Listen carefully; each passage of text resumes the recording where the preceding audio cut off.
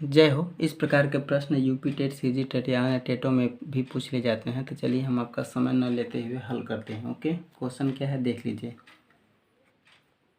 Question क्या है, 5.47 गुणे 5.47, ओके, माइनस 4.53 गुणे 4.53 है, बट इतना है। अब देखिए, आपको लग रहा होगा जैसे मान लीजिए ए गुणे ए करेंगे और बी गुणे क्या करेंगे बी, इस प्रकार से दिया हुआ है। ओके, इसको हम क्या लिख सकते हैं, ए स्क्वायर माइनस बी स्क्वायर लिख सकते हैं। आ रहा समझ में? समझाने के लिए हम मान लीजिए जितना नीचे उतना लिख सकते हैं। इस ए स्क्वायर इसको लिख सकते हैं ए स्क्वायर माइनस बी स्क्वायर। आप जानते हैं ए स्क्वायर माइनस बी स्क्वायर सूत्र क्या होता है, ए प्लस बी एक कोष्ठक में ए माइनस बी होता है। उसी प्रकार इसमें क्या करेंगे, एक बार जोड़ेंगे, एक बार क्या करेंगे घटाएंगे। तो 5.47 में क्या करेंगे, एक बार 4.53 क्या करेंगे जोड़ेंगे, क्या करेंगे जोड़ेंगे। अब एक बार क्या करेंगे घटाएंगे। ओके, 5.47 माइनस 4.53 आ रहा समझ में, बटा कितना है 0.94 है, इतना है। अब इसको जोड़ेंगे तो कितना हो जाएगा, 3 7 10 के 0, 5 4 9 1 10 0, 5 4 9 1 10, कुल मिला कितना आ जाएगा 10 आ जाएगा। आ रहा समझ में? गुणते में क्या हो जाएगा बताइए, इसमें घटा देंगे। 7 में से 3 जाएगा कितना बचेगा, 4 बचेगा, और यहाँ पे 14 में से 5 जाएगा कितना बचेगा, 9 बचेगा। ओके, दशमलव कितना आ जाएगा 94, कितना आ जाएगा 0.94 आ जाएगा। आ रहा समझ में? और बटे कितना है 0.94 है, ये कट जाएगा तो कितना कुल मिला के बचेगा यहाँ 10। तो ऑप्शन नंबर ए सही हो जाएगा। ओके, फिर दूसरा क्वेश्चन लेते हैं। अगला क्वेश्चन क्या है, ए की मासिक आय बी की आय से 20% अधिक है, बी की आय सी की आय का 30% है। यदि इन तीनों का सम्मिलित प्रति माह आय 74,700 रुपये है तो सी की आय होगा। मान लीजिए सी का आय यक्स, सी का आय ओके यक्स रुपये मान लीजिए, तो बी का कितना हो जाएगा, बी का आय कितना हो जाएगा, सी का आय का 30% है, तो इसका 30% कितना हो जाएगा, यक्स गुणे 30/100 हो जाएगा, यानी कि 1 0 से 0 कट जाएगा, तो 3x बटा कितना हो जाएगा 10 रुपये हो जाएगा। ए का आय का कितना हो जाएगा, ए का आय कितना हो जाएगा, ए की आय बी की आय से 20% अधिक है, इससे कितना अधिक है 20% अधिक है, तो 120/100 हो जाएगा। ओके, 1 0 से 0 कट जाएगा। ओके, 12 कितना हो जाएगा 36x/10 हो जाएगा। ओके, फिर इसको लिख सकते हैं 18x बटा कितना लिख सकते हैं 5 लिख सकते हैं। ओके, यहाँ पे कितना था 3x/10 था, तो यहाँ पे 10 रहेगा, तो 10 यहाँ में कितना हो जाएगा 100 का था कितना हो जाएगा 50, यानी कि सी का आय x हो गया, बी का आय कितना होगा 3x/10 और ए का आय कितना होगा 18x/50 हो गया। ओके, इन तीनों का आय कुल मिला कितना है x plus 3x/10 plus 18x बटा कितना हो जाएगा 50 बराबर दिया हुआ है 74,700 दिया हुआ है। ओके, आ रहा समझ में, 74,700। जब इसको आप हल करेंगे तो x के कुल मिला का मान कितना आ जाएगा, x का जब आप मान निकालेंगे ओके, तो काटने पर कितना आ जाएगा 45,000, कितना आ जाएगा 45,000।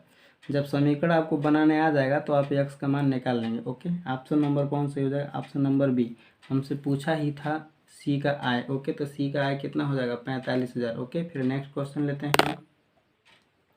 तीसरा क्वेश्चन क्या है, यदि झील की लंबाई और चौड़ाई क्रमशः 40 मीटर तथा 10 मीटर होता था, इसमें 1200 घन मीटर पानी है, तो झील की गहराई होगी। ओके, चलिए हम इसको हल करते हैं। झील की गहराई मान लीजिए 10 मीटर है, तो हम जानते हैं घन का आयतन एक तरह से मान लीजिए घन मीटर है, तो घन का आयतन लंबाई गुणे चौड़ाई गुणे क्या होता है, ऊंचाई बराबर यहाँ 1200 रख लेंगे। ओके, लंबाई इसमें कितना दिया है 40, चौड़ाई कितना दिया है 10, ऊंचाई हमको नहीं पता हो जाएगा। अब देखिए 1 0 से 1 0 कट जाएगा, ये भी कट जाएगा, मतलब 2 0 इधर है, 2 0 कट जाएगा, फिर 4 एकम कितना बचेगा 4 गुणे h बराबर क्या हो जाएगा 12, h बराबर 4 कितना हो जाएगा 12, 12 में 4 को भागेंगे कितना आएगा 3, तो 3 मीटर का सही आंसर हो जाएगा, विकल्प नंबर बी सही हो जाएगा। फिर नेक्स्ट क्वेश्चन लेते हैं।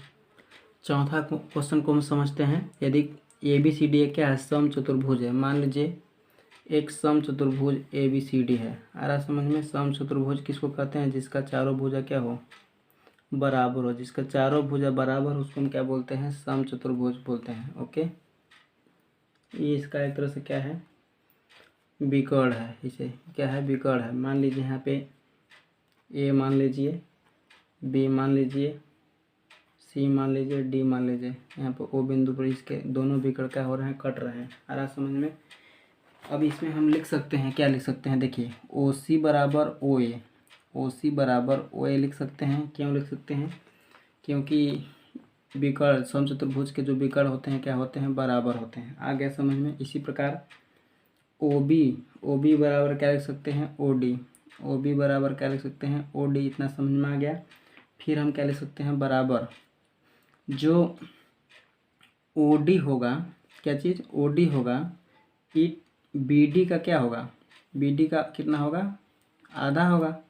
यहाँ पर 1/2 बी डी भी लिख सकते हैं, क्योंकि बी डी अगर 8 रहेगा तो ओ डी कितने रहेंगे, 4 रहेंगे। कितना रहेंगे। और कोण ए ओ बी, ओके, कोण ए ओ बी का मान कितना है, 90 अंश। जो विकर्ण होते हैं कितने अंश पे जो प्रतिच्छेद करते हैं, 90 अंश पे प्रतिच्छेद करते हैं। ओके। अब हम समझते हैं त्रिभुज ए ओ बी में, किसमें, त्रिभुज ए ओ बी में। ए ओ बी में क्या हो जाएगा, ए बी का स्क्वायर। देखिए ये किसका काम करेगा, कर्ण काम करेगा। आ रहा समझ में। क्या हो जाएगा, लंब भाई, ये एक आधार हो जाएगा। तो ए बी का स्क्वायर बराबर आप क्या लिख सकते हैं, ए बी का स्क्वायर बराबर लिख सकते हैं ओ ए का स्क्वायर। ओके, ओ ए का स्क्वायर प्लस क्या लिख सकते हैं, ओ बी का स्क्वायर। मतलब लंब का स्क्वायर प्लस आधार का स्क्वायर आप लिख सकते हैं। ओ बी है, यहाँ पे बी है। ओके, इतना कर लेंगे तो फिर हम क्या पाते हैं, ओ ए है। आ रहा समझ में। ओ ए का स्क्वायर को हम क्या लिख सकते हैं, 1/2। ओ ए है तो ये किसके आधा होगा, ए सी का हो जाएगा। यहाँ पे 1/2 ए सी का होल स्क्वायर हो जाएगा। आ रहा समझ में। प्लस इसी प्रकार इसमें जो ओ बी होगा किसका आधा होगा, बी डी का स्क्वायर। तो 1 इसमें क्या लिख सकते हैं, 1/2 बी डी का होल स्क्वायर हो जाएगा। आ रहा समझ में। फिर इसको हम आगे करते हैं। जब इसको स्क्वायर करेंगे तो ये ए सी का स्क्वायर हो जाएगा और 1/2 का स्क्वायर कितना हो जाएगा, नीचे 1/4 हो जाएगा कुल मिला के। प्लस इसको लिख सकते हैं बी डी का स्क्वायर बटा 1/2 का स्क्वायर करेंगे तो नीचे कितना हो जाएगा, 4। आ रहा समझ में। 1 का स्क्वायर हो जाएगा, 2 का स्क्वायर कितना हो जाएगा, हर में 4 हो जाएगा। आ गया समझ में। यहाँ पे लिखा हुआ है ए बी का स्क्वायर, ए वाला चीज़। ओके, ए बी का स्क्वायर। फिर इसमें हम क्या कर देंगे, गुणा कर देंगे तो क्या हो जाएगा, 4ab का स्क्वायर बराबर AC का स्क्वायर प्लस BD का स्क्वायर। आगे समझ में।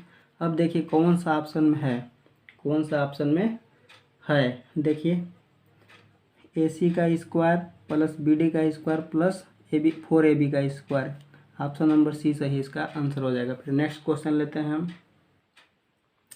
दी गई आकृति में एक्स और वाई के मान क्रमशः निकालना है। देखिए इस प्रकार आकृति हुआ है। ये देखिए शीर्षाभिमुख कोण है, तो शीर्षाभिमुख कोण के नियम से y बराबर कितना हो जाएगा, 80 अंश। तो हमें ज्ञात करना है, x का मान भी ज्ञात करना है। त्रिभुज के तीनों कोणों का योगफल कितना होता है, 180 अंश। ये देखिए 80 है, ये 50 है, तो 8 5 कितना हो गया, 13, 130 अंश। इसमें घटा देंगे क्योंकि त्रिभुज के तीनों कोणों का योगफल कितना होता है, 180 अंश। और इसका योगफल कितना हो जाएगा, 80 और 50 तो 130 हो जाएगा। घटाएंगे तो कितना हो जाएगा, 50 अंश। तो हमसे x और y का मान पूछा था, x का मान 50 है, y का मान कितना है, तो 80 है, तो 50 और 80। विकल्प नंबर कौन सही होगा, ए। एक क्वेश्चन और लेते हैं इस वीडियो में।